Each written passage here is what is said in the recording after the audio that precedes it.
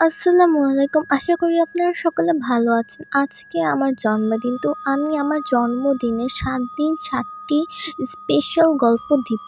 তো বেশি কথা না বাড়িয়ে আজকের এই ঘটনাটি শুরু করা যাক। এই ঘটনাটি ঘটেছিল আমার এক বান্ধবীর সাথে। আমার ওই বান্ধবীর নাম ছিল সাদিয়া। ও একদিন ওর আপন বড় বোন এবং জ্যাঠাতো বোনের সাথে ঘুমাচ্ছিল। বলে রাখা ভালো যে জ্যাঠাতো বোনটিও ছিল ওর থেকে বড়। ঘুমাতে ঘুমাতে সবাই প্রায় গভীর ঘুমে চলে গিয়েছিল। ও খাটের মাঝখানে শুয়েছিল। ওর আপন বড় বোন ওর ডান পাশে এবং ওর জ্যাঠাতো বোন ওর বাম পাশে শুয়েছিল। হঠাৎ করে ম্যাচের গন্ধে ওর ঘুমটা ভেঙে যায়।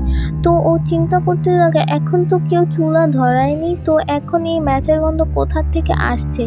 এগুলো চিন্তা করতে করতেই ও ওর আপন বড় বোনকে ডাক দেয়। ওর আপন বড় বোন বলল, কি হয়েছে, তুই আমাকে ডাকছিস কেন? তো আমার বান্ধবী তখন বলে কি, এখানে খুব ম্যাচের দুর্গন্ধ আসছে আর আমি এই গন্ধ সহ্য করতে পারছি না। তো ওর বড় বোন বলল, আমি তো কিছু পাচ্ছি না। একটু পর ওর বড় বোনও এই গন্ধটি পেতে থাকলো।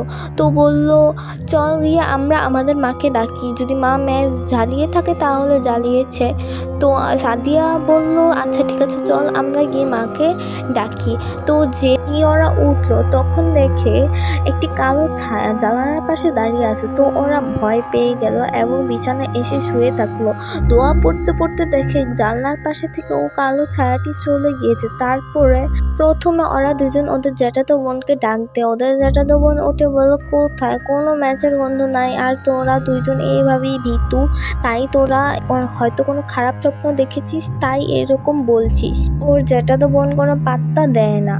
একটু পর ওরা দুজন চিন্তা করে, চল গিয়ে আমরা মাকে ডাক দিই। তো ওরা দুজন যখন উঠে মাকে ডাক দিতে যায়, মা এসে তখন দেখে কোনো ম্যাচের গন্ধ নেই, কিন্তু আমার বান্ধবী এবং আমার বান্ধবীর বড় বোন ম্যাচের গন্ধ পাচ্ছে।